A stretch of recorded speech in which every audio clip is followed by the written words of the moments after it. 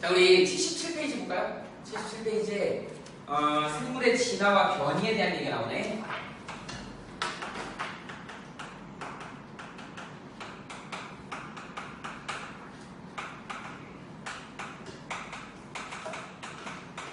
변이. 말이 좀 어렵죠? 진화라는 말 여러분들 알아? 진화? 진화 뭐야? 진화 뭐니? 얘네 지금 진화하고 있어? 여러분들은 진화론을 좀 믿니? 어때? 선생님은 종교 선생님은 없는데 선생님은 종교하고는 상관없이 선생님 진화론을 별로 믿지 않아요. 과학에서 진화론을 가르치기를 하고 있지만 사실은 진화론은 좀 되게 막 문제점이 많지. 그러다 보니까 억지로 껴맞추는 그런 부분이 있다. 그래서 선생님은 개인적으로는 창조론을 믿습니다. 창조, 물론 뭐 하나님이 창조할 수도 있고 그렇지만 선생님은 이제 과학선생님 이런 얘기 하면 안 되는데 외계인 쪽을 믿어요. 그래서 외계인 유입설을 믿습니다. 그래서 외계인이 와서 그냥 뭐 던져놓고 간 것 같아. 내 느낌은 그래요. 뭐 이제 교회 다니시는 분들 같은 경우는 뭐 이제 창조론을 믿겠지. 하나님이 이제 만들었다. 우리 피조물을 만들었다 이렇게 얘기하는데 그런 거 보면 되게 정교하게 만들어져 있어요. 근데 보면 몸이 어마어마해요. 엄청난 우리 생물체가 그렇게 되어 있지. 이 진화 그러면 우리 진화 영어로 뭐라 그러죠? 에볼루션이라고 하나? 변이는 무슨 선생님이 따로 용어를 변이는 변화된 거니까 뭐 체인지 이 정도로 쓰면 될 것 같아요. 에볼루션, 변이는 이제 우리 크게 어떤 변이가 있냐면 개체 변이가 있고 생명에서 용어로 쓰는 용어 중에 돌연 변이가 있어요. 돌연변이 그러면 이것처럼 이렇게 얘기를 하지. 이렇게 얘기하는 개체변이하고 돌연변이의 차이점은 가장 큰 차이점은 뭐냐면 개체변이는 유전이 안 된다는 거야. 반면에 얘는 유전이 되는 현상입니다. 그러니까 돌연변이는 유전자에 문제가 생겨서 유전이 되는 그런 현상을 우리는 돌연변이라고 해요. 차이는 이런 거죠. 개체변이 어떤 게 있냐면 지나가는데 사과가 있어요. 사과가 엄청 크고 맛있어 보여. 사실은 그게 범죄죠. 따먹으면 안 되지. 그래서 사과를 따먹었어. 우와, 따먹었더니 맛있어요. 우와, 그래서 따먹고 나서 씨가 있는 거야. 그래서 이거 가서 심어야지. 그리고 우리 현이 같은 경우는 이제 그 씨앗이 심으면 내가 먹었던 그 달고 맛있고 큰 사과를 생각하면서 심었겠죠. 그런데 아니야, 나도 심어놓으니까 이게 한 10년이 걸려야지 이제 자랄 수 있는 거죠. 그러다 보니까 10년 후에 어떤 상황이 벌어지냐면 이 사과나무에서는 이렇게 가우시안 커브를 정규부호 곡선을 그리더라는 거죠. 실제로 내가 먹었던 사과는 요거밖에 안 돼요. 요 정도밖에 안 돼요. 평균적으로 어떻게 된다? 그거 평균값이 수확한 사과의 평균값이 여기에 존재하더라는. 내가 먹었던 맛있고 큰 사과는 여기에서 나는 그 씨앗을 심었을 때 이걸 기대했는데 이게 안 나오더라는 거야. 이런 거. 그 당시 환경이라든지 그 사과나무가 거기가 거름이 충분해가지고 그렇게 달고 큰 사과가 맺혔을 수도 있다는 거예요. 근데 그걸 먹고 씨앗을 심어봤더니 가우시안 커브를 그리더라고요. 정규부호 곡선을 그리더라고요. 내가 원했던 건 이거였는데 다른 애들도 많이 나오더라. 유전이 안 되는 겁니다. 그래서 식물 같은 경우는 이런 문제점 때문에 어떠니 사실은 그 사과를 그대로 얻으려면 어떻게 했어야 돼? 나뭇가지를 하나 잘라갈 거예요. 그래서 집에 와서 꽂아야죠. 가지꽂이를 해야지. 그러면 이제 거기다 충분하게 영양분을 공급해주면 내가 먹었던 그 사과를 기대하면서 그걸 열릴 수 있게 만들 수 있는 거죠. 그래서 개체변이가 유전된다라는 말이 이게 이제 잘못된 게 다윈의 그 진화설이 잘못된 거죠. 대표적으로 이제 다윈의 진화설 어떻게 되냐? 목이 긴 기린 얘기하잖아. 그래서 목이 긴 기린이 원래는 이제 어떻게 돼? 과잉 생산돼가지고 목이 긴 거 짧은 애들이 잔뜩 나왔었는데 얘네들이 이제 생존 경쟁을 하죠. 생존 경쟁을 하다 보니까 이제 먹이를 놓고 경쟁하다 보니까 목이 긴 애들이 이제 어떻게 되는 거야? 처음에 그런 설명을 했어요. 목이 짧았었는데 원래는 짧았었는데 자꾸 그걸 경쟁하다가 목을 길게 뺀 거야. 그러다 보니까 얘네들이 목이 길어졌대요. 그래서 걔네들이 새끼를 낳더니 나중에 목이 길어지더라 이러는데 긴 애들이 태어났더라 이렇게 얘기를 하는 거야. 그래서 목이 길어져 환경에 따라서 목을 길게 빼다 보니까 목이 길어진 기린이 있었는데 걔가 생식을 통해서 자손을 낳았더니 목이 긴 애들이 태어났더라라고 하는 거. 이거 개체변이가 유전된 거잖아. 이 말이 잘못된 거지. 그래서 다윈의 그 진화설 초기에 잘못된 게 바로 개체변이가 유전된다는 말이 잘못돼가지고 수정 요소가 가해진 거예요. 이거 이전에 바로 나왔던 이런 거랑 비슷한 게 라마르크의 팩트 총질이라는 말이 나와요. 라마르크가 용불용설이라는 걸 얘기를 합니다. 그래서 자꾸 쓰면 발달하더라. 내가 주먹을 돌주먹을 만들고 싶고 그래서 이걸 갖다가 벽돌에다 계속 쳤어. 그랬더니 주먹이 돌주먹이 됐어요. 막 웬만한 건 다 부시는. 그래서 내가 자식을 낳았더니 내 자식이 돌주먹이 태어나? 아니죠. 이건 내가 훈련을 통해서 얻은 획득행지라. 이건 유전이 안 됩니다. 초기에 다행도 똑같이 목이 길어졌다고 했어. 근데 그게 유전이 됐는데 그거 잘못된 거야. 돌연변이, 유전자의 변이가 생겨야지 이게 유전이 되는 거야. 그래서 돌연변이설, 드프리스의 돌연변이설이라는 걸 도입을 해가지고 또 그 진화론을 설명하게 돼. 이게 진화론이요 전부 껴맞추기식이야. 이걸 설명할 수가 없어. 최근에 저번에 우리 설명했잖아. 시조새 얘기해줬잖아. 저번 시간에. 시조새도 똑같은 거야. 진화론을 설명하려고 하다 보니까 중국 박사가 그 화석 발견하는데 거기에 날개 달린 그 이상한 공룡 같은 뼈가 있어갖고 지가 조작하는 거지. 그래갖고 죽을 때까지 써먹었어요. 저작권도 다 받아먹었어. 그래놓고 죽을 때 뭐라 그래. 그거 내가 거짓부렁인데 내가 그거 조작한 건데 그거 죽었어요. 그래서 전 세계 지구과학회에서 전부 다 시조새를 다 뺐어요. 근데 우리나라 지구과학회는 유독 그걸 집어넣었어. 이유는 뭔지 알아? 학생들한테 진화의 과정을 보여줄 수 있는 아주 표본이 된다. 그래서 우리나라는 시조새를 그냥 사진을 넣어놓고 있습니다. 그런데 시조새, 우리 표준화석의 조건 했었잖아. 개수가 많아야 돼. 근데 전 세계에 시조새 한 마리밖에 없어요. 그 화석 하나밖에 없어요. 우리 집에도 암모나이트가 있다니까? 근데 시조새는 없어요. 걔가 거기서 만든 거야. 지금 밝혀진 걸로는 그냥 파충류로 밝혀졌어요. 날아다니는 익룡으로 밝혀졌어. 그거 조류가 아닙니다. 그래서 파충류에서 조류로 넘어가는 단계다 이렇게 주장을 썼는데 아니라는 거죠. 그런 것들이 바로 그래서 유전 진화론이 최근에 이제 더더군다나 더 신빙성이 떨어지는 이유가 그런 이유 때문이야. 그리고 저번에 선생님 수업 시간에 얘기했지만 진화론이 맞아 들어가려면 어떻게 해야 돼요? 그 중간 단계가 있어야 되는데 지금 현재 중간 단계가 없어. 시조새처럼 그런 중간 단계가 있어야 돼. 사람으로 유인원이 진화했으면 그 중간 단계에 있어야 될 거야. 중간 단계가 없다고. 이런 게 이제 진화론의 문제점. 그러다 보니까 이제 창조론이 느껴지는 거지. 지금도 창조론은 대학에서 강의를 합니다. 진화론은 대학에서 강의 안 해. 강의했다가는 수강생 없죠. 창조론은 강의를 합니다. 어디서 강의해요? 신학대학. 신학대학에서 강의를 하죠. 창조론. 하나님이 창조했을 때. 그래서 우리가 이제 앞으로 배워야 될 진화에 관련된 얘기하고 변이에 관련된 얘기. 변이 나오면 이 개체 변이는 획득형질하고 같이 환경에 의해서 얻어진 거지만 유전이 안 되더라. 돌연변이는 여기 이제 유전자나 염색체에 문제가 생겨가지고 유전이 되더라. 조금 이따 이런 설명을 해줄 거야. 그 다음에 이제 그런 과정을 우리는 진화론이라고 하고 에볼루션이라고 한다. 그 과정에 대한 얘기를 교과서 한번 봅시다. 진화. 생물이 오랜 시간 동안 여러 세대를 거치면서 환경에 적응하면서 변화하는 과정이므로 진화에 의해서 지구에 사는 생물종이 다양해졌다 쓰세요. 진화에 대해서 다양해졌는지 아니면 그 각자의 생물체 개체들을 하나님이 창조했는지는 잘 모르겠지만 진화는 아닌 것 같아요. 진화는 아닌 것 같아요. 근데 과학에서는 이걸 우리가 이제 배워야 되기 때문에 일단 인정하고 공부합시다. 우리 시험을 봐야 되니까. 자, 그 다음에 변이 봅시다. 같은 생물종은 개체 간에 나타나는 형질의 차이나 변이, 그 종류에는 개체 변이, 돌연변이 이런 것들이 있더라. 돌연변이. 그렇죠? 돌연변이의 대표적인 거 뭐 있어요? 돌연변이 한번 정리해 볼까요? 뭐가 있을까? 니네 이거 이제 나중에 생명과학 1에서 자세히 배워요. 간단하게만 설명하면 돌연변이, 뮤턴트 이렇게 얘기를 하는데 돌연변이를 크게 염색체 돌연변이하고 염색체 이상이 생기는 거지. 그 다음에 유전자 이상 이렇게 나누죠. 이렇게 구분을 한다. 염색체 돌연변이에는 이제 뭐가 있냐면 우리 구조 이상이 있어. 그 다음에 수 이상이 있어요. 우리 사람의 염색체는 어떻게 되니? 2에는 46 이렇게 나타내잖아. 그래서 23쌍의 염색체를 갖죠. 그런데 염색체가 이상인데 구조 이상에 뭐가 있냐면 이건 그냥 알아만 주세요.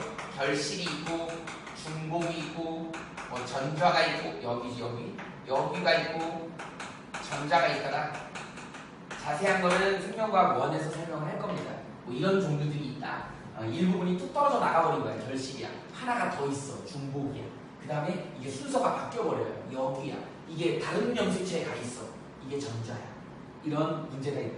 그래서 구조 이상이 있으면 심각한 문제를 유발을 하겠지. 염색체 이상이 생기는 겁니다. 그 다음에 수적 이상이 생기는 거에는 크게 이제 뭐가 있냐면 상염색체 수 이상이 있고 이거 하기 전에 두 가지가 있는데 이수체가 있고 배수체가 있죠. 보통 우리가 배수체 같은 경우 3A이니 4A이니 뭐 6n이니 뭐 이런 식으로 배로 염색체 숫자가 이렇게 늘어나는 거예요. 대표적인 게 뭐가 있냐면 우리가 식물 같은 경우는 중복 수정을 하는데 씨 없는 수박이 유명한 아저씨 우장춘 박사라고 있는데 씨 없는 수박이 일종의 이런 배수체야. 코리친이라고 하는 화학약품을 처리를 해버리면 얘네들이 돌연변이가 발생해요. 그래서 씨가 없어요. 획기적인 발견이긴 하지. 근데 우리 수박 그러면 수박 위에 빨간색에 점점 까만색 점이 좀 있어야지 좀 수박으로서의 어떤 그죠? 보기에도 좋잖아. 맛있을 것 같아. 근데 수박밭처럼 그냥 파란색에 빨간 것만 있으면 되게 보기에도 좀 우리가 알고 있는 고정관념이 있잖아요. 수박은 그래야 되는데 그러다 보니까 또 당도도 많이 떨어진다고 하더라고요. 그래서 씨 없는 수박은 육종학에서만 의의가 있는 거지 실제 생활에서는 활용도가 별로 좋지 않다. 그래서 우리는 잘 먹지 않습니다. 씨 없는 수박. 이게 배수체야. 이 수체는 뭐가 있냐면 상염색체 이수체가 있고 성염색체 이수체가 있어요. 이런 돌연변이들이 있더라. 그래서 상염색체, 염색체 이상한 거 뭐 있냐면 뭐 E에는 47 그래서 21번 염색체가 하나 더 있는 거 있어. 이걸 우리는 들어봤죠, 니네? 다운 증후군 있습니다. 그러니까 사실은 뭐 이 사람들도 인권으로 따졌을 때는 사람이지만 생물학적으로 봤을 때는 엄밀히 얘기하면 사람이 아니죠. 사람이려면 E에는 46이어야지 사람인 거잖아. 이게 다르잖아. 그래서 이거를 우리는 돌연변이라고 얘기를 합니다.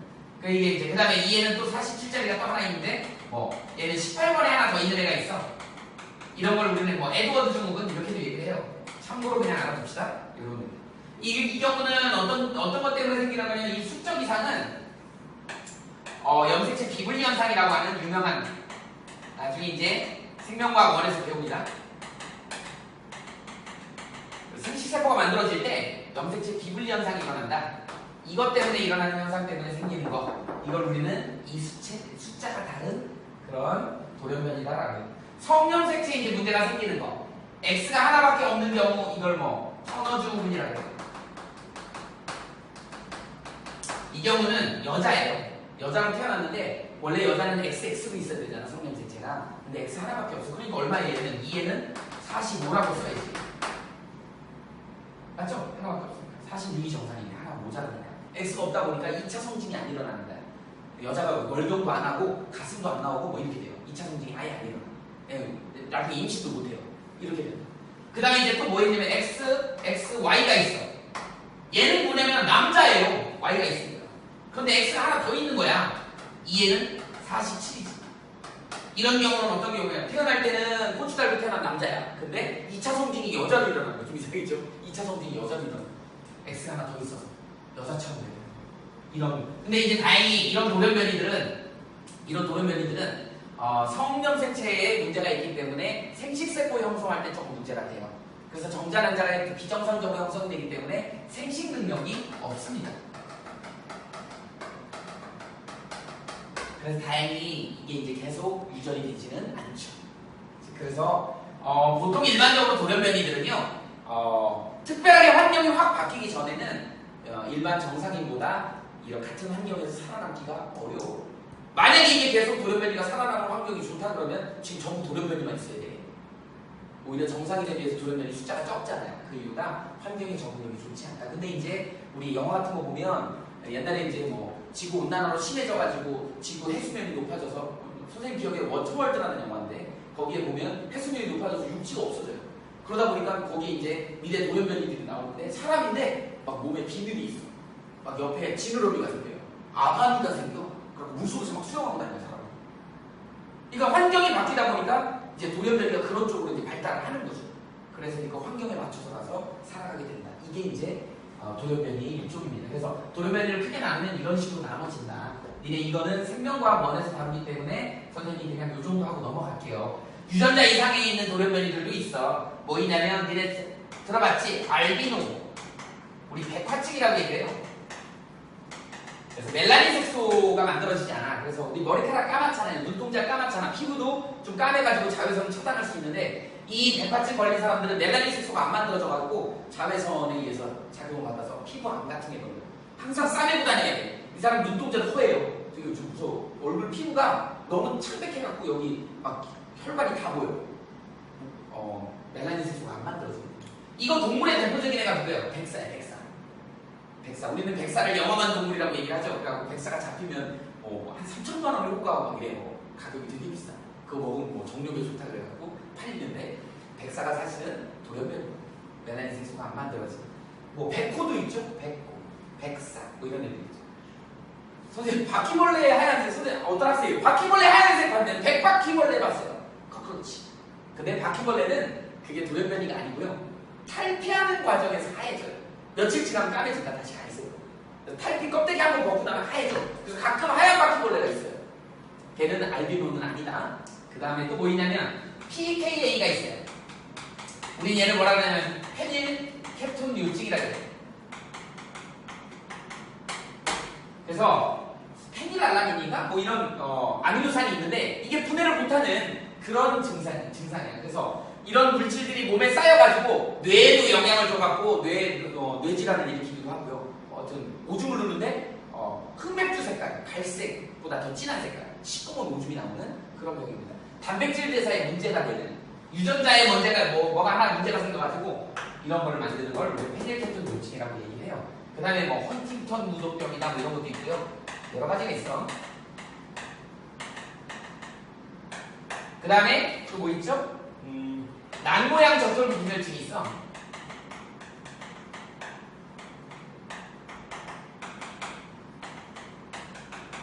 얘는 뭐냐면 적혈구가 원래 이렇게 통통해갖고 이렇게 예쁘장하게 생겨야 되는데 이게 유전자 문제 생기면은 이게 이렇게 난모양으로 꺾여버립니다. 그래서 어떻게 돼? 적혈구에 헤모글로빈이라고 하는 혈색소 단백질이 있는데 산소를 운반해야 되잖아요. 근데 모양이 이렇게 바뀌어버리면 산소를 운반하기가 어렵다가 뒤에 가면 이제 남모양 적혈구 비혈증하고 말라리아로 관련한 그런 내용이 나오긴 하는데 그 내용도 설명을 해줄게요.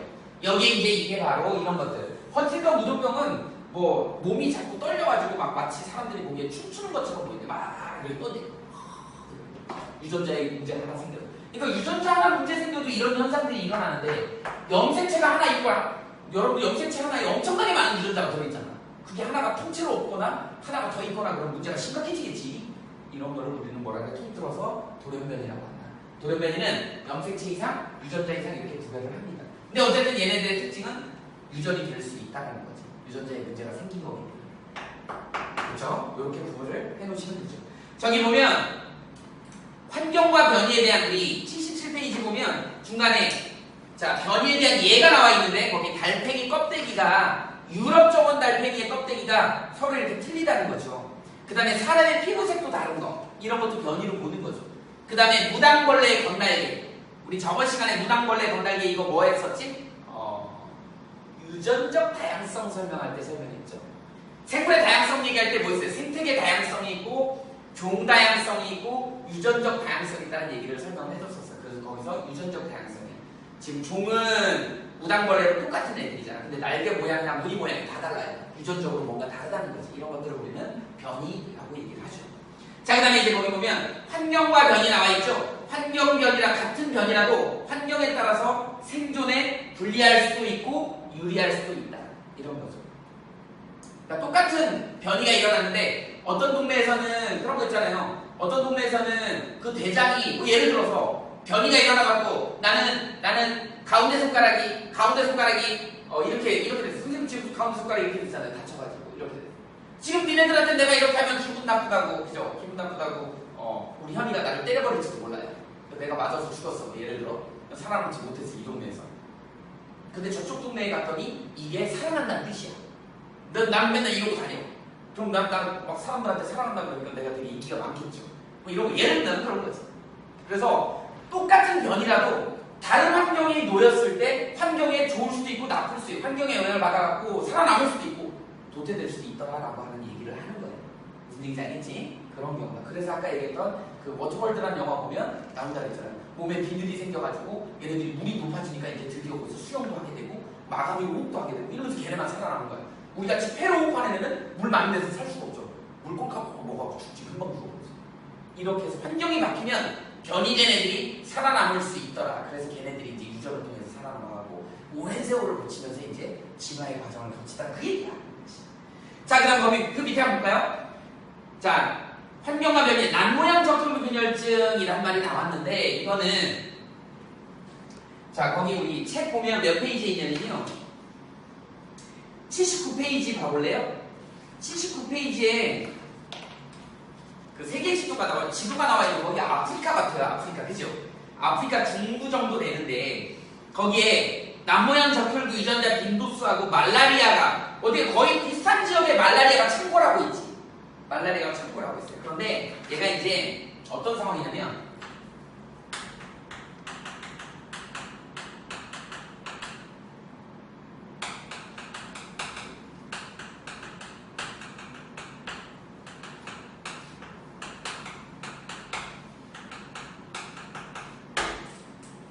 아프리카 그쪽에 어떤 학자가 가봤더니 고산지대예요. 고산지대.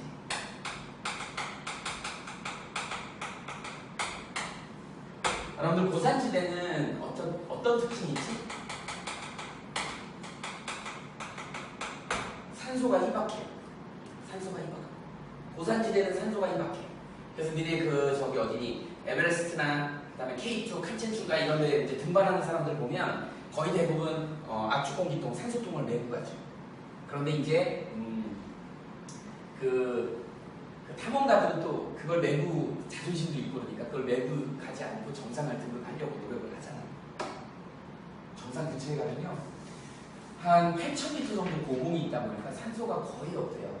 그래서 얘네들 가는 거 보면 카메라맨들이 찍어갖고 온 거 보면 정말로 거짓말 안 하고요. 거기 10m, 20m 이동하는데 30분도 넘게 걸려요.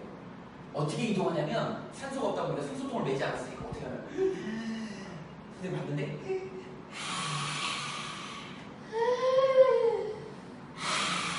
이러면서 가요. 금방 수비공도로 넘어가. 그 산소를 받아들여야지 미토콘드리아에서 ATP를 만들어가지고 그 에너지로 이렇게 갈 거 아니니. 근데 산소 호흡이 잘 안 되는 거야. 산소가 너무 희박하다 보니까. 그래서 고산지대에 오래 산 사람들은 헤모글로빈 수치가 굉장히 높습니다. 적혈구 수치도 일반 평지 사는 사람들보다 높게 돼 있어. 이렇게 돼 있다. 일반적인 성향. 그래서 고산지대에는 어떻게 돼? 헤모글로빈 수치가 높아야 되는 게 일반적인 상황이야. 헤모글로빈 수치가 높다는 얘기는 혈액의 단위 cc당 적혈구 숫자가 많아야 되는 거야. 보통 우리가 뭐 한 450만에서 500만 정도 된다고 얘기를 하는데 적혈구 수치가. 근데 이거보다 훨씬 높아. 그 진화라고 볼 수 있는 거지 그냥. 그런데 오래 살다 보니까 그게 많아지더라. 그래서 일반인들보다 호흡하는데 불편함을 느끼지 않더라.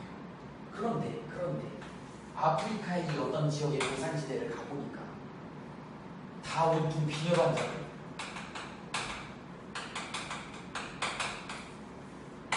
아니 왜 고산지대에 얘를 빈혈 환자들이 사냐는 거야. 그래서 역학조사를 해봤거든. 역학조사를 해봤더니 얘네들이 전부 다 뭐야? 남모양 적혈구 빈혈증을 갖고 있어요.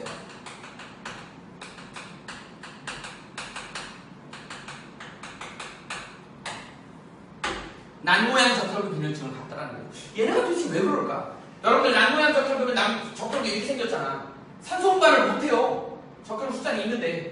그러니까 전부 다 그냥 얼굴이 노랗게 떠갖고 지금 호흡도 잘 못하고 그런 데서 거기 살아요. 도대체 얘네 왜 이러지? 이유가 뭐지? 라고 얘기를 해봤더니 얘네들이 이 남모양 적혈구 빈혈증, 남모양을 결정짓는 적혈구를 만드는 그 유전자가 누구하고 같이 연관이 돼 있냐면 말라리아 저항성 유전자하고 같이 연관이 돼 있다. 연관이라는 표현은 뭐냐면 염색체가 이렇게 있으면 쉽게 선생님 설명해 볼게요. 여기 이렇게 있다 그러면 자, 얘네 유전은 잘 안 배워서 잘 모르지. 나중에 이제 생명과학 배우면 유전에서 나오는데 얘가 만약에 이제 예를 들어서 적혈구 헤모글로빈을 만드는데 자, 정상 적혈구를 만드는 애가 H라고 하자. 대문자 H. 그런데 뭐죠? 말라리아 저항할 수 있는 저항성 유전자를 A라고 한다 그러면 얘는 열성인 스몰 A를 갖고 있는 거야. 반면에 얘가 이렇게 붙어 다니는 걸 H하고 스몰 A가 이렇게 되는 걸 우리는 연관됐다 이렇게 돼. 나중에 배워요. 이걸 상반 연관됐다 이렇게 표현을 하는데 대문자하고 소문자 같이 다니는 거. 하나는 또 어떻게 돼요?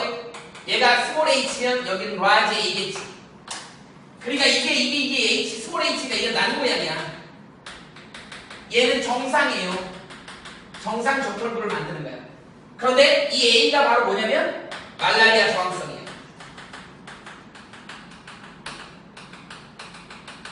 근데 이 지역이 아까 그래프에 나왔잖아. 그림에 말라리아가 창궐하는 지역이에요. 그러니까 말라리아에 창궐하다 보니까 말라리아 병원충에 의해서 감염이 되는데 모기에 의해서 모기가 그 병원충을 감염시키죠. 그럼 이제 그 병원충이 적혈구에 서식을 한대요. 근데 이 말라리아 저항성 유전자를 가진 애들은 말라리아 그 병원충을 못 살게 만들어 버리는 거예요. 대신 얘는 남 모양을 만들겠지. 그러니까 얘는 살아남아요. 말라리아에 의해서 살아남아. 근데 문제점 뭐야? 난 모양의 적혈구를 갖게 되지. 정상 적혈구를 갖는 애들, 이런 애들은 말라리아 걸려 죽는 거예요. 말라리아 저항성이 없기 때문에 이렇게 되게 되는 거예요. 그러다 보니까 그 지역에 말라리아에 걸려갖고 정상 적혈구를 만드는 애들 다 죽어버린 거야. 그러니까 빈도수가 난 모양 적혈구를 갖는 애들이 많아지는 거죠. 그래서 지금 그 지역에는 이 빈혈 환자들, 난 모양 적혈구 빈혈 환자들이 많더라라고 한 겁니다. 이 얘기가 바로 그 얘기예요. 그래서 거기 보면 환경과 변이 나와 있는데 난 모양 적혈구 빈혈증, 난 모양 적혈구는 심한 빈혈을 유발해서 생존에 불리하지만 말라리아 저항성이 있더라. 이게 이제 유전적으로 볼 때 유전적으로 이렇게 상반 연관되어 있는 이런 얘기 때문에 그렇다. 이거 나중에 이제 생명과학에서 배울 겁니다. 원리는 알겠죠? 그래서 여기 보면 서로 그런 상황이 있다. 따라서 난 모양 적혈구를 가진 사람은 말라리아가 자주 발생하는 지역의 생존에 유리하더라. 그래서 살아남은 겁니다. 자, 그래서 진화와 변이 나와 있죠. 그 네모 박스에 있는 거 봐봐. 거기에 이제 표시를 해놓으세요. 형질의 차이가 커지면서 진화가 일어난다. 이렇게. 자, 변이가 여러 세대 동안 자손 내에서 전달되면서 쌓이면 형질의 차이가 커지면서 진화가 일어난다. 그 다음이 중요하죠. 변이는 진화의 원동력이 된다. 밑줄 그어주세요. 변이가 진화의 원동력이 된다. 선생님이 앞부분에 진화론 아니라고 얘기를 한 거 때문에 고민하지 마. 우리는 지금 진화론을 믿고 가는 거예요. 그래서 진화가 일어나게 되는 거의 원동력은 변이더라. 이렇게 얘기하는 겁니다. 변이에는 여러 변이가 있다. 그 중에 돌연변이, 대체변이, 이런 환경에 의해서 영향을 받는 이런 변이들이 있더라라고 하는 거죠. 그래서 거기 밑에 보면 변이가 나타나는 원인에 대한 얘기가 나오는데 그 중에 이제 방금 선생님이 설명한 이 돌연변이에요. 변이의 원인이 첫 번째로 돌연변이입니다. 그 다음에 또 변이의 원인이 또 뭐 있어요? 조금 변해지는 거. 여러분들 지금 다 얼굴 생김새나 뭐 지능이라든지 신체 지수라든지 이런 거 다 엄마 아빠한테 반반씩 받았잖아. 엄마하고 똑같지 않고 아빠하고 똑같지 않잖아요. 엄마 아빠 거 반반씩 받았잖아. 이게 유성생식이야. 이게 유성생식의 장점이기도 하죠. 여러분들 유성생식 하면 어떻게 돼? 자, 수컷하고 암컷이 교배돼가지고 여기에 이제 어떻게 사람 같은 경우는 23이라고 하는 생식세포, 23이라는 생식세포 반반이 합쳐져서 새로운 개체인 F1에서 자손 1대죠. 여기서 어떻게 되는 거야? 이게는 46이라고 하는 완벽한 개체가 만들어지는데 이 유전적인 내용, 그 내용을 갖다가 얘 반 갖췄기 때문에 여러분들이 엄마 거 반, 아빠 거 반을 갖게 된 거야. 또 다른 개체가 생긴 거잖아. 근데 반면에 이거하고 다른 무성생식은 어떠니? 무성생식 대표적인 거 분열법, 출합법, 그 다음에 포자법, 영양생식 이런 것들은 뭐예요? 부모하고 똑같이 생겼잖아. 앞부분에서 어떻게 했어? 그 달고 맛있는 사과를 얻기 위해서는 뭐 해야 돼? 영양생식을 해야 된다 그랬지? 가지를 하나 잘라갖고 와서 꼽아야지 똑같은 애가 생긴 거야. 똑같은 개체가 나와. 근데 이걸 씨를 씹으면 어떻게 돼? 그 씨는 어떻게 된 거야? 수분이 된 거잖아. 암술, 수술 합쳐져가지고 반반 섞여서 나온 거기 때문에 다양한 형태의 애들이 나올 수 있는 거죠. 그렇게 생각하면 됩니다. 그래서 유성생식은 어떻게 된다? 다양한 형질의 자손을 얻게 하는, 다양한 형질을 갖는 정자난자를 만들게 하는 게 바로 유성생식의 핵심이에요. 그럼 당연히 변이가 나타나지. 그래서 변이에 근본적으로 줄 수 있는 게 돌연변이나 유성생식에 의해서 변이가 생기더라라고 하는 얘기를 설명한 겁니다. 거기 보면 붉은색 유전자를 갖고 초록색 유전자를 갖는 그런 딱정벌레가 나와 있죠. 얘네들이 뭐 이런 거 있잖아. 우리 뭐 이런 유전자를 갖고 있는데 교배하면 어떻게 되냐? 알랄도 나오지만 이렇게 나오지만 뭐 알랄도 나오잖아. 여러 가지 다양한 거 알랄도 나오잖아. 다양하게 나올 수 있다라는 거죠. 이게 바로 뭐야? 유성생식이다. 이렇게 이해하시면 될 것 같겠죠. 그 다음에 오른쪽 봐봐. 오른쪽에 이거 유성생식 나와 있죠? 털색 유전자가 이렇게 다른데 까만색 강아지하고 하얀색 강아지가 분별을 했더니 얼른 바둑이가 나왔죠. 바둑이가 반반 섞여갖고 나왔다는 그런 얘기입니다. 그렇죠? 넘겨봅시다. 생물의 진화의 원리에 대한 얘기가 나왔네요. 자, 필요한 거 적었냐? 지우자에? 지우고 갑시다.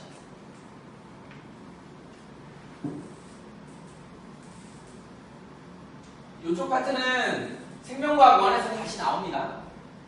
그냥 소개만 한 거야, 선생님이.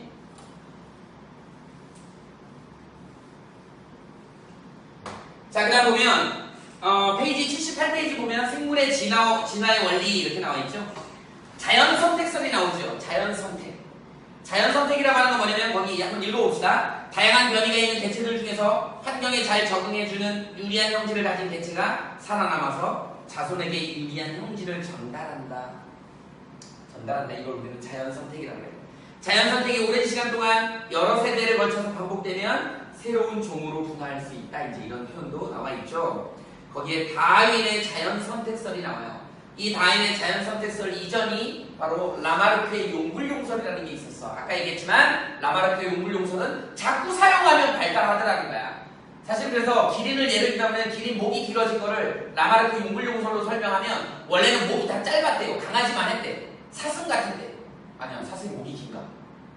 목이 길어 슬픈 짐승이 여기 사슴이잖아요. 그치? 강아지만 했대. 염소만 했대. 근데 얘네들이 이제 먹이가 부족하다 보니까 어떻게 돼요? 높은 곳에 있는 나무를 따먹으려고 자꾸 목을 뺀 거야. 그러다 보니까 얘가 목이 길어졌어. 그러다 보니까 목이 짧은 애들은 먹이가 없어가지고 죽고요. 목이 긴 애들만 살아남았는데 목이 긴 애들끼리 교배를 해갖고 새끼를 낳더니 목이 긴 애가 태어났다. 이게 이제 용불용설이에요. 그때 그 얻어진 형질을 획득 형질이라는 표현을 썼어요. 그렇게 표현을 했지. 자, 그런데 다윈의 자연 선택설은 그거 다음으로 나온 거야. 그 다윈은 뭐라 그랬냐면 개체변이라는 표현을 썼는데 그것도 잘못된 거지. 유전된다라는 말이 잘못된다고 그랬죠. 한번 볼까요? 영국의 생물학자 다윈은 생물이 오랜 시간 동안 서로 다른 환경에 적응하면서 여러 종으로 분화하는 현상을 자연 선택으로 설명했다 그랬어요. 그래서 다윈의 진화론에 미친 영향 나와 있는데 과학에서 진화론이 이렇게 사회에도 영향을 주네요. 그치? 생물 사이의 동일성과 다양성을 설명하는 이론을 제공했다. 생산성을 높이는 방향으로 산업구조. 이때 이제 뭐 특히 이제 산업혁명하고 맞물려가지고 그죠? 대량 생산하고 그 다음에 공업화되고 이런 거를 갖다가 이제 여기다 껴 맞춘 거지. 부정적인 영향은 뭐예요? 이 살아남는 애들이 우월하다 뭐 이런 거. 그래가지고 사회의 불평등 구조, 그 다음에 인종차별 이런 게 나오게 되는 거지. 그 다음에 식민지배. 이때 한참 그 유럽 강대국들이 아프리카라든지 아니면 남미라든지 이런 데다 식민지를 개척했잖아요. 우리가 우월하기 때문에 우리가 니네들을 지배해야 된다. 이런 식의 이제 이거의 배경이 사실은 자연 선택설이었어. 이렇게 됩니다. 우월한 애들이 살아남는다. 뭐 이런 의미죠. 그래서 우리의 영향을 받아야 된다. 이렇게 하게 됩니다. 자, 거기 보면 자연 선택설에 대한 진화 과정을 순서대로 나와 있죠. 여러분들이 이 정도는 외워야 됩니다. 일단 교배를 많이 해갖고 과잉이 생산된 거야. 일단 과잉 생산이에요. 생물은 주어진 환경에서 살아남을 수 있는 것보다 많은 수의 자손을 낳는다. 자손을 많이 낳아. 그랬더니 얘네들 개체 간에 다양한 형질이 존재하게 되는 거지. 그죠? 키가 큰 애도 있고, 목이 긴 애도 있고, 귀가 큰 애도 있고, 그죠? 발가락이 큰 애도 있고, 막 여러 가지. 근데 이제 그 중에서 얘네들끼리 생존 경쟁을 했어. 그죠? 딱 지나가고 먹이가 있는데, 가위바위보 해서 발가락이 큰 애가 먹는 거야. 발가락 내밀어. 그랬더니 결국 말도 안 되는 얘기지만 엄지발가락이 큰 애가 먹게 된 거예요.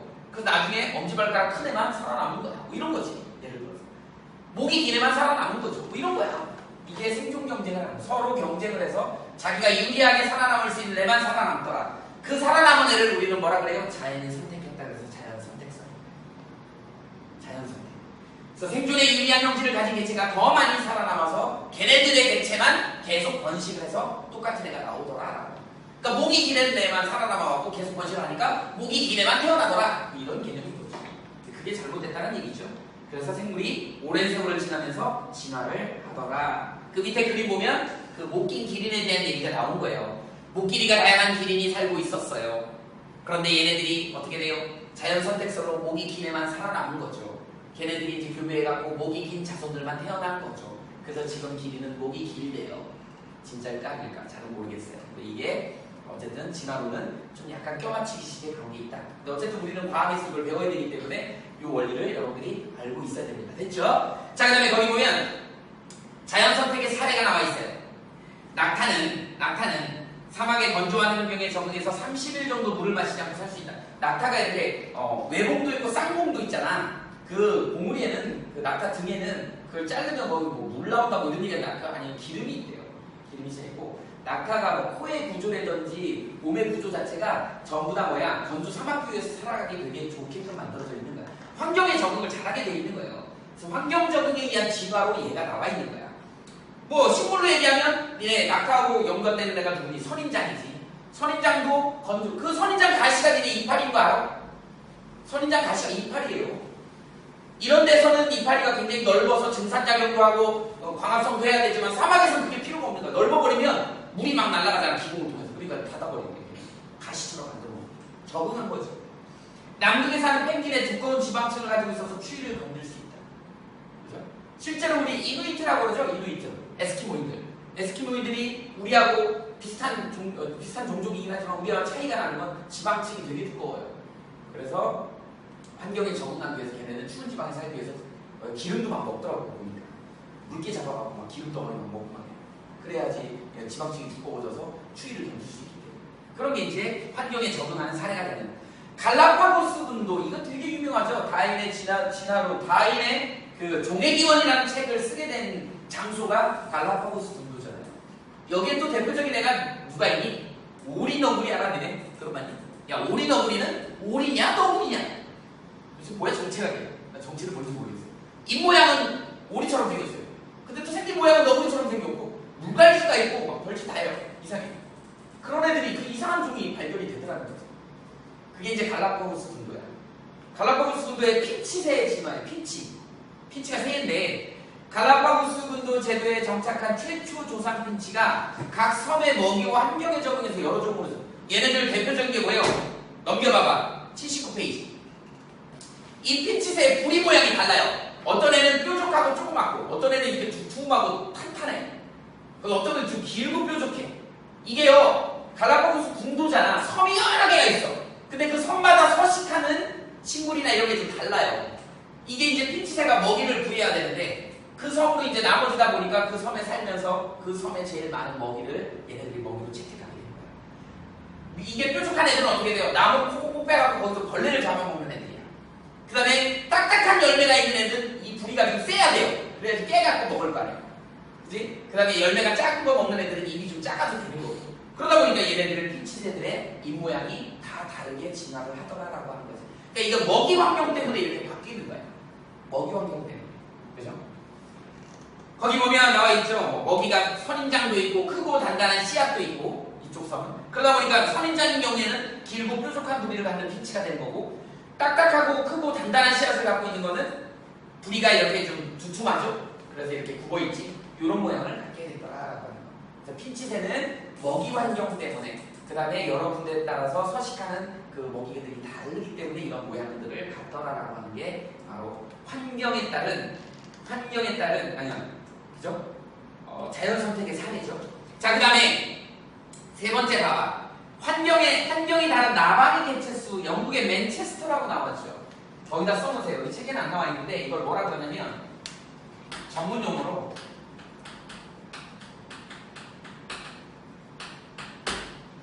공업 암화라고 얘기를 합니다. 공업 암화. 그냥 여기에 이제 말로만 본다 그러면 이게 산업혁명이 니네 산업혁명의 모체가 뭐냐? 산업혁명의 모체가 뭐야? 증기기관이지. 증기기관을 활용하려면 뭐 연료가 뭘 써야 돼? 석탄을 써야 되잖아. 석탄을 쓰면 어떻게 돼요? 이건 선생님 이런 얘기하면 선생님 또 옛날 사람이라고 얘기할 것 같은데 선생님 어렸을 때 초등학교 다닐 때 강원도 정선에서 전화보내가 있었어요. 강원도 정선이면 그때 당시는 탄광촌이야. 근데 얘가 왔는데요. 애가 엄청나게 서울로 왔으니까 애가 딱 봤는데 시골애니까 꾀지지해 새카매요. 손을 봤는데 손톱이 시커매요. 얘 사는 데가 탄광촌이다 보니까. 그래서 이제 미술 시간이었어. 미술 시간이었는데 미술 시간에 얘가 크레파스랑 그 다음에 도화지를 꺼내는 거예요. 깜짝 놀랐잖아. 크레파스를 좀 빌려서 같이 쓰려고 그러는데 우리는 그때 당시 크레파스로 뭐 그림 그리면 제일 많이 가는 색이 무슨 색이니? 흰색. 다른 색하고 섞어야 되기 때문에 흰색이 제일 많이 달아. 그 다음에 노란색하고 파란색. 하늘을 칠해야 되니까 하늘색 칠할 때 파란색, 하늘색을 써. 하늘색이 제일 많이 달고 가장 안 쓰는 색이 까만색이에요. 까만색은 뭐 이름 같은 거 쓸 때나 써요. 근데 얘 꺼내놨는데 까만색이 없어요. 그래서 얘 스케치북을 확인해봤어. 그랬더니 냇가도 온통 까만색으로 칠하, 하늘도 까만색으로 칠하, 회색으로 칠하. 진짜 옛날에 그래요. 탄광촌이다 보니까 온통 다 시커먼 거야. 물도 시커먼 국물이 흘러요. 이런 상황. 이게 공업 암화야. 그 증기기관의 모체가 됐던 증기기관이 산업혁명의 모체가 됐던 증기기관을 돌리려면 석탄을 써야 됩니다. 석탄을 많이 사용하다 보니까 온 동네가 시커맨 거야. 그러니까 이 공업 암화 이전에는 어떤 일이 벌어지면 거기 책에 봐봐. 나무나 바위나 이런 데에 뭐라 그래요? 이런 걸. 지의류라고 하네. 지의류. 대표적인 게 이끼류. 땅에 옷이다 이런 뜻이야. 땅에 옷을 입혔다 이런 뜻이에요. 지의류. 근데 이 지의류가 지표 생물이야. 대표적으로 SO2에 엄청나게 반응을 잘합니다. 그래서 SO2가 많아지면 얘네들 사라져버려요. 그래서 환경오염이 얼마나 됐는지를 알아볼 때 저 지유류가 얼마나 있는지를 보면 되는 거예요. 그런데 우리 석탄 속에 뭐가 많이 들어있냐? 황이 많이, 무황 성분이 많이 들어있어. 그래서 석탄 많이 있으면 어떻게 되냐? SOX류가 많아져갖고 어떻게 돼요? 산성비 내리고 만들어. 황산화물이 많아진다. 이게 많아지면 어떻게 돼? 지유류가 없어진다. 그러니까 이 공업이 발달되기 전에는 이 하얀색의 이끼가 막 이렇게 있었어.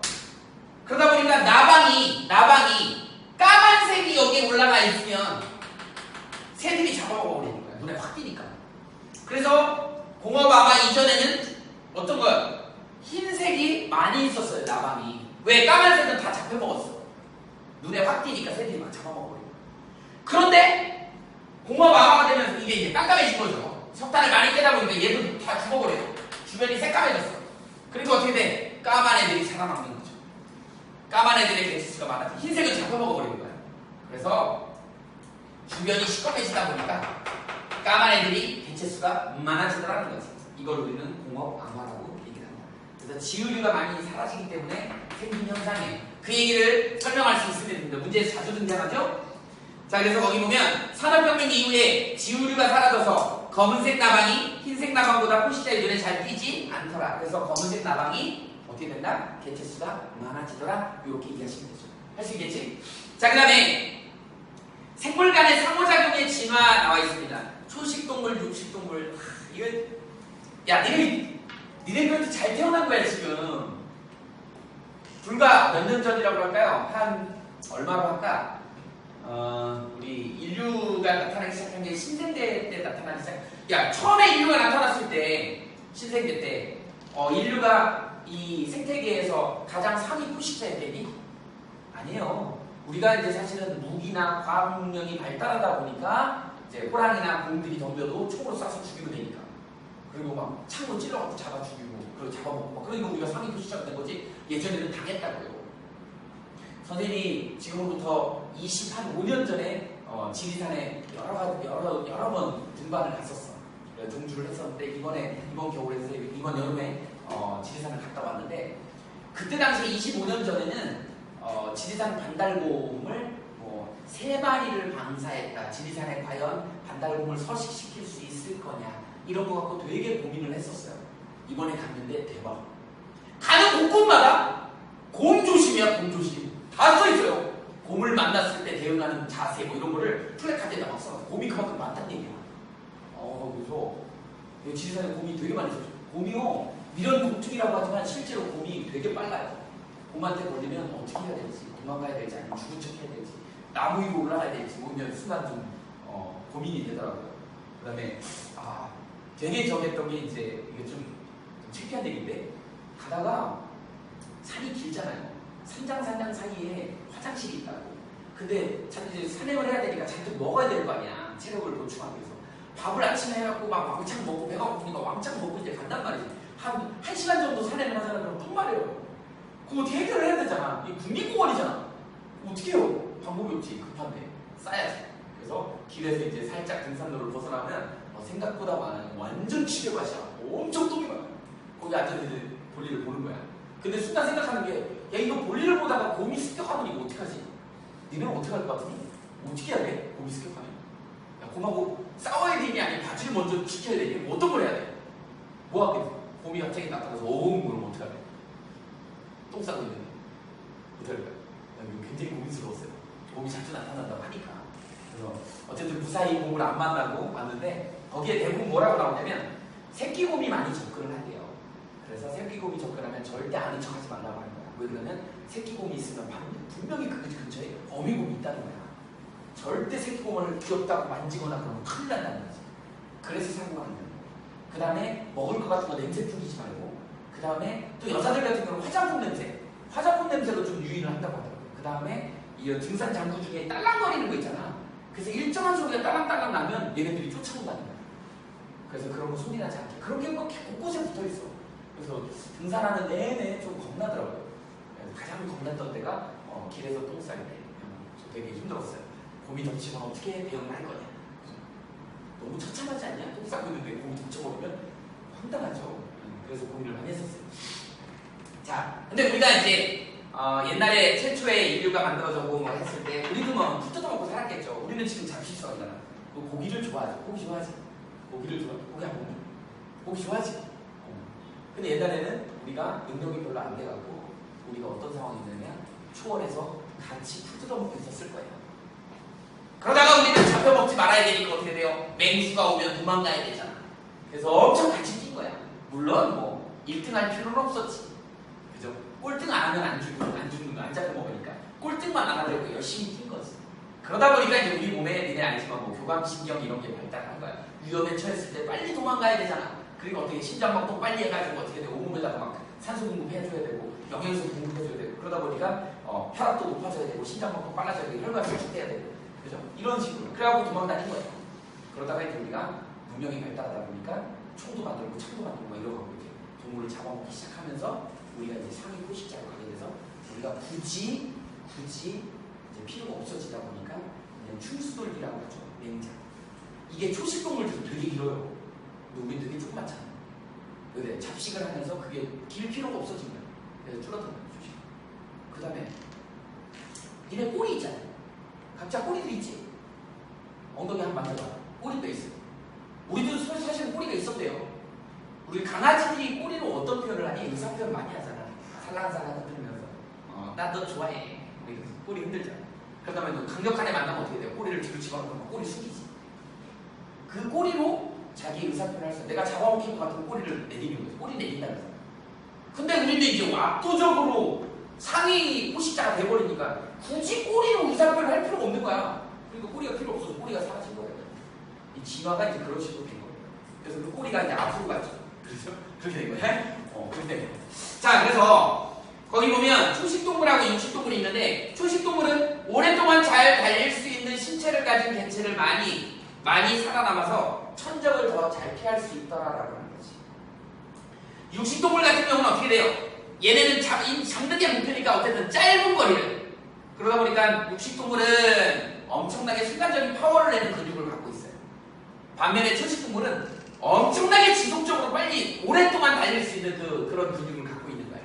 그래서 결국은 그 누구니 호랑이나 사자들의 그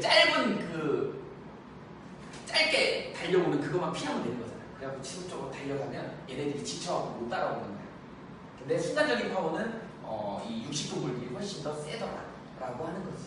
그런 내용들로 진화가 되더라라고 하는 거죠. 생물 간의 상호작용, 서로 잡아먹히고 이걸 피식, 포식 관계라고 해요. 거기다 쓰세요. 피식, 포식. 피식, 잡혀먹는 거예요. 포식, 잡아먹는 거예요. 그래서 그 관계에서 서로 진화가 이렇게 다르게 일어나더라라고 하는 겁니다. 자, 그 다음에 지구에 이제 생명체 출현 가설 나오는데 보통 이제 한 3가지로 얘기를 하죠. 화학 진화설이 있는데 이거 좀 잠깐 설명을 해봅시다.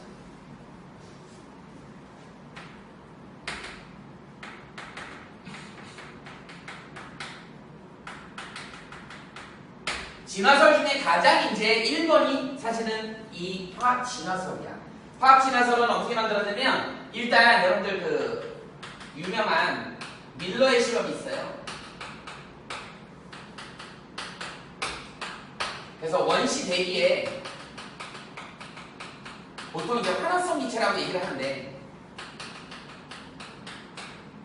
보통 이제 환원성 기체 그러면 나중에 배워. 우리 보통 H가 들어있는 애를 환원성 기체라고 얘기를 합니다. 그래서 대표적인 애가 누가 있냐면 뭐 CH4, 메테인 이런 애들 있고 뭐 암모니아 이런 애들 있죠.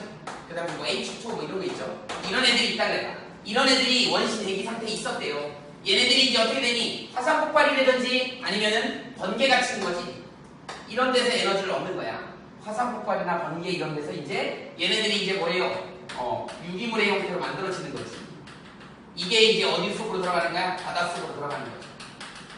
자, 대기 중에 있던 이런 무기물들이 특히 환원성 기체 이런 애들이 어떻게 된다고? 번개를 맞고 또 뭐예요? 화산 폭발에 의해서 에너지를 얻어가지고 얘네들이 작은 유기물들이 만들어져서 물속에 얘네들이 떠돌아다니다 보니까 얘네들이 이제 뭐예요? 뭉치더라고요. 그래서 만들어진 최초 덩어리를 이루는 뭐라 그래? 코아세르이트. 그냥 알아주세요. 이런 애들이 또 물하고 뭉쳐가지고 뭐 마이크로스피어 이런 유기물질 비슷한 애들로 만들어지더라는 거지. 그래서 얘네들이 이제 더 진화해가지고 뭐 세포가 되고 조직이 되고 기관이 되고 개체가 되고 이런 식으로 된다고 얘기를 한 거예요. 그런데 문제는 뭐냐면 여기서 설명이 안 되는 게 있어. 이 얘네들이 유전을 관장하고 이렇게 하는 DNA라고 하는 유전 정보가 들어있는 DNA가 어디서부터 유입이 됐는지가 이걸 해석을 설명을 못 하는 거예요. 그러니까 실험실에서 무기물을 유기물로 만들어내는 과정에 대한 그 과정은 실험을 통해서 증명을 했어요. 그런데 유전적인 어떤 인자를 갖고 있는 우리 DNA 있죠? 이런 애들이 어디서 왔는지를 설명을 못 하는 거야. 지금 그래도 믿겨지고 있는 게 뭐야? 결국은 외계 유입설밖에 없어요. 선생님처럼 뭐 외계인이 가져왔다고 말도 안 되는 거고 외계 유입설은 뭐 어디로 들어온 거야? 운석 같은 데 내에 들어와서 얘네들이 섞였다고 이렇게 보는 거야. 그래서 외계 유입설을 설명하는 거야. 이게 명쾌하게 설명이 안 되는 겁니다. 어쨌든 화학진화설은 이런 식으로 저분자에서 고분자로 점점 에너지가 필요하지. 그 에너지원은 어디에서? 화산 폭발이라든지 번개로 에너지를 얻어가지고 이렇게 되는 거야. 자, 그 다음 보면 심해 열수구설이 있어. 심해 열수구. 심해 열수구가 뭐니? 바닷속에 거기 지각에 거기에 화산이 있잖아. 거기에 뜨거운 마그마 같은 게 있다 보니까 거기에 뜨거운 물이 막 나와요. 거기 보면 가끔 다큐멘터리 보면 나오잖아요. 투명한 새우 같은 애들이 하나하나 막 여기 살아요. 근데 우리 새우 같은 경우는 니네 새우 소고기 먹어봤지? 조금만 온도 가해도 그냥 빨갛게 익어버리는데 이상하게 새우 그 심해 열수구에 사는 애들은 열이 그렇게 뜨거운데도 온도가 높은데도 거기서 아주 투명하게 잘 살죠. 걔네들이 온도에 굉장히 강력한 그런 단백질 효소 이런 걸 갖고 있대요. 그래서 극한 환경에서도 살아남을 수 있는 그런 애들이야. 근데 어쨌든 거기에서 에너지를 얻어가지고 화학반응을 일으켜서 유기물을 만들더라. 그래서 진화 과정을 거쳤더라. 이렇게 얘기하는 게 심해 열수구설입니다. 방금 얘기했지만 외계 유입설도 있다 그랬어. 그래서 이런 것들이 들어올 때 어디로 들어왔다? 운석에 껴가지고 들어온 거야. 그래서 외계 생명체가 들어와서 진화를 했다라고 주장하는 설이 있습니다. 결국은 지구 생명체의 출현을 갖다가 한 가지로만 설명할 수 없고요. 이런 세 가지를 다 짬뽕해가지고 설명을 할 수밖에 없는 일이다. 결과적으로는 우리가 지금 여기 살고 있잖아. 결과적으로 그러니까 뭔 일이 일어나든지 들어왔겠지. 들어와서 진화가 됐겠지. 그런 상황이죠. 아니면 사람이 그냥 개체 자체가 그냥 누군가가 창조해갖고 딱 만들어졌을 수도 있는 거고 아직 모르는 일이죠. 근데 우리는 과학이기 때문에 진화론으로만 설명을 하는 겁니다. 됐죠? 자, 그 다음에 거기 보면 난모양 적혈구 유전자의 자연 선택 아까 설명했습니다. 이거 선생님이 유전으로도 설명을 한 거야. 연관이라 그랬죠? 상반연관 그렇게 되어 있습니다. 그래서 거기 보니까 뭐 중간에 봐봐. 말라리아 원충은 적혈구에 기생하는데 난모양 적혈구 유전자에서는 증식하기가 어려워서. 그게 이제 뭐 때문에 그래? 말라리아 병원충을 갖다가 못 살게 구는 그런 저항성 유전자를 갖고 있어서 그런 뭐 어떤 뭐 효소라든지 뭐가 만들어지겠지. 그래서 유전자 말라리아가 걸리지 않더라. 대신 문제점이 뭐예요? 난모양이더라. 그래서 빈혈이 심하다라고 하는 겁니다. 자, 그 다음에 80페이지 봅시다.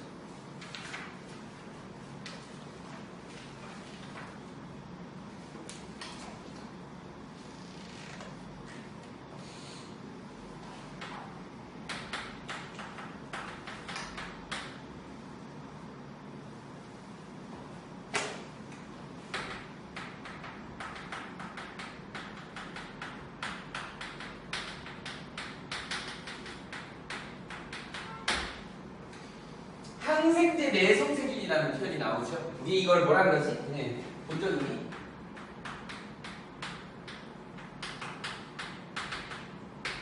슈퍼박테리아라고 얘기를 하죠.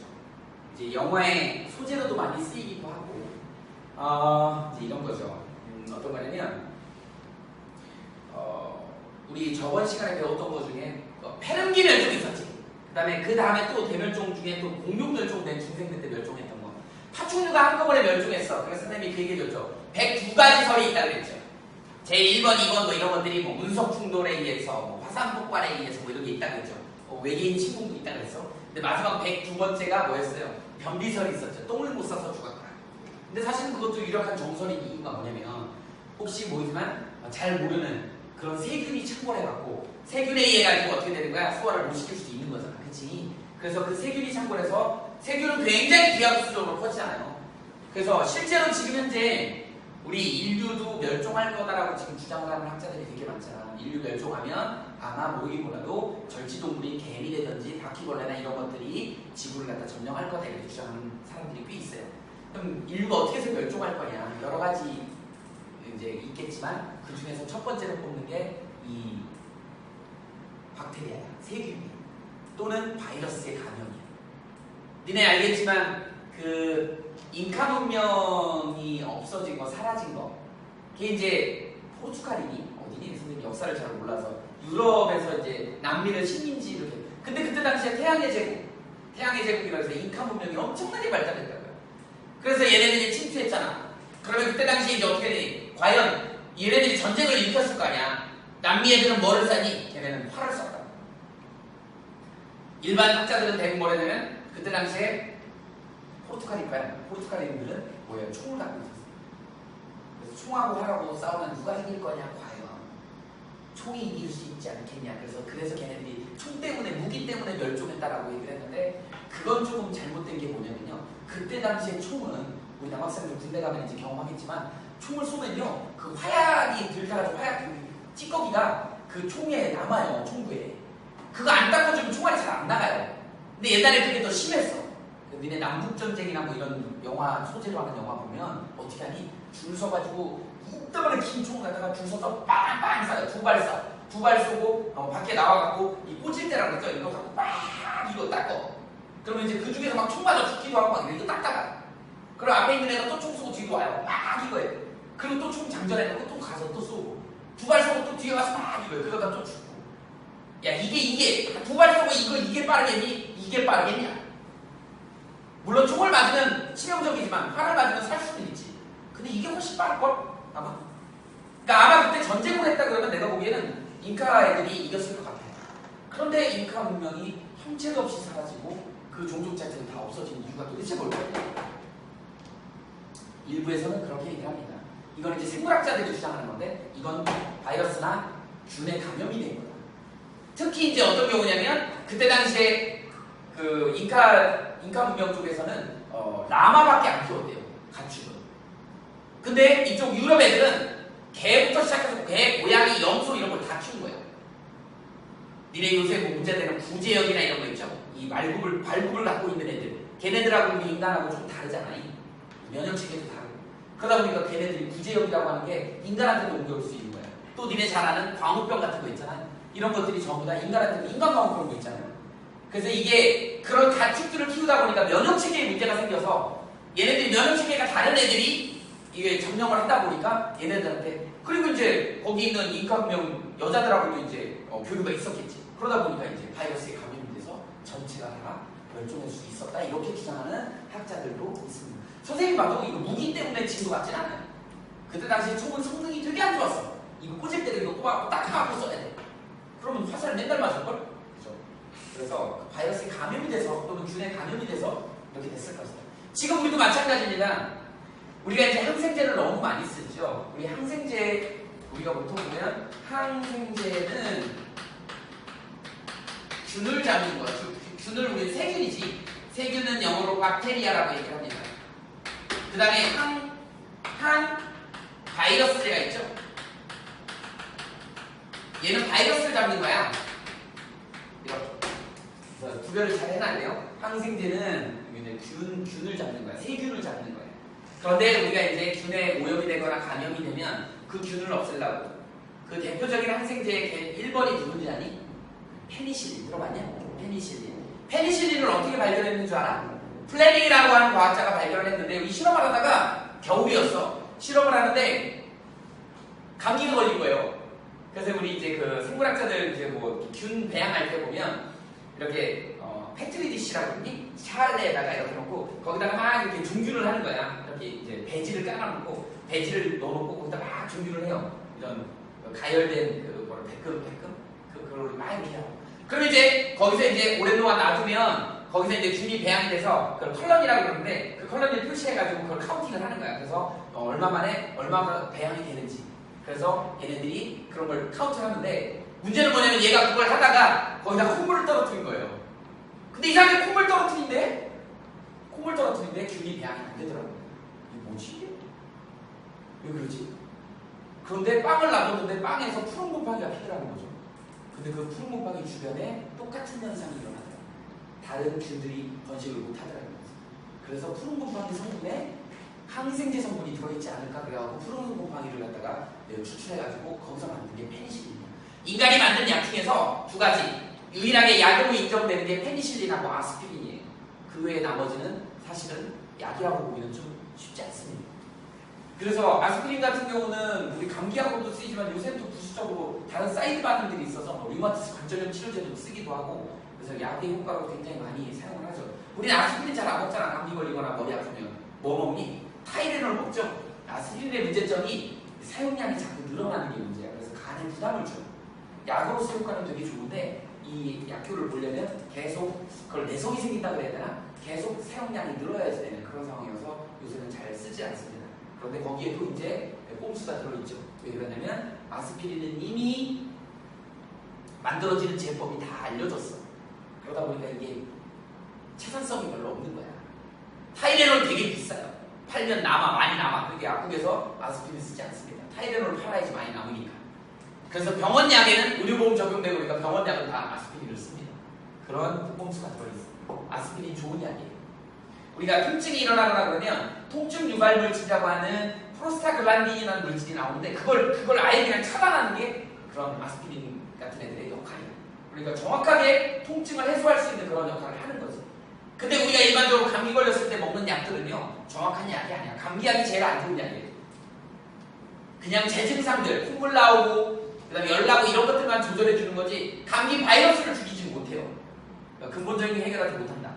그러다 보니까 약을 남용하게 되고 오용하게 되는 거예요. 많이 먹으면 누구한테 부담이 가요? 간에 부담이 가요. 우리 건강식품들 약품 이런 거 많이 먹잖아요. 많이 먹었을 때 간 약한 사람들 큰일 납니다. 간에 그걸 부담을 너무 많이 주는 거예요. 술 먹는 것보다 더 위험한 거예요. 그래서 약 많이 먹는 건 좋지 않습니다. 되도록이면 선생님은 자연치유를 좀 믿는 편인데 우리 면역체계나 이런 걸 믿어야 돼. 그래서 그렇게 이겨내는 게 좋은데 너무 우리가 약에 의존하는 거예요. 나는 엄마들이 잘못했다고 봐요. 선생님 애들도 그런데 선생님 아내도 그렇고 조금만 아프면 무조건 병원 가요. 선생님은 너무 병원을 안 가서 다닌데 조금만 아프면 병원을 가요. 그러다 보니까 면역력이 떨어지는 거예요. 그러다 보면 어떻게 돼? 자꾸 뭔가 균에 대해서 감염이 되거나 바이러스 감염됐을 때 약으로 그걸 조져내는 거예요. 그러다 보니까 어떻게 되는 거예요? 나중에 강력한 놈이 와. 그 약에 내성이 생긴 놈이 와갖고 공격을 해버리면 우리가 아무것도 못합니다. 그게 바로 슈퍼박테리아예요. 우리가 지금 제일 인간 멸종의 가장 첫 번째 프로그램 중에 하나가 무슨 뭐 외계인이 침공하고 뭐 행성이 소행성이 부딪히고 이거보다 더 무서운 게 이 슈퍼박테리아의 출현입니다. 이건 손을 쓸 수가 없어. 그냥 당해야 되는 거예요. 그게 바로 거기 봐봐. 자연 선택에 의한 항생제 내성세균의 진화 과정 나와 있죠? 그 그림 순서로 한번 봅시다. 항생제 저항성 유전자를 가진 세균이 출현을 해요. 항생제 저항성을 가졌기 때문에 백날 항생제를 줘도 죽일 수가 없어요. 항생제 내성이 없는 세균이 많고 돌연변이로 생긴 항생제 내성세균은 낮은 비율로 존재를 해요. 존재를 하다가 얘네들이 이제 항생제를 계속 사용하면 그 많은 애들은 다 죽겠지. 그러면 결국 상대적으로 항생제 내성이 있는 애들은 많이 살아남겠죠. 내성이 있으니까 그렇게 되는 거야. 그래서 항생제를 사용할수록 항생제 내성세균의 비율이 증가하게 되는 거죠. 그러다가 이제 얘네들이 강력해지면 이제 우리는 손 쓸 수가 없는 상황이 되어버립니다. 이렇게 되면 멸종할 수밖에 없는 그런 상황입니다. 그런 내용들이 이제 그 밑에도 그림으로 뭐 우리 초콜릿 있잖아요. 색깔별로 돼 있는 거 그거 가지고 실험을 한 거야. 그럼 읽어보시면 여러분들 이해하실 수 있을 것 같아요. 이렇게 여기까지 하고 우리 뒤에 있는 생물의 진화 과정부터 해가지고 문제 있죠. 81페이지부터 나오는 그 문제를 좀 풀어봅시다. 그렇게 하면 될 것 같아요.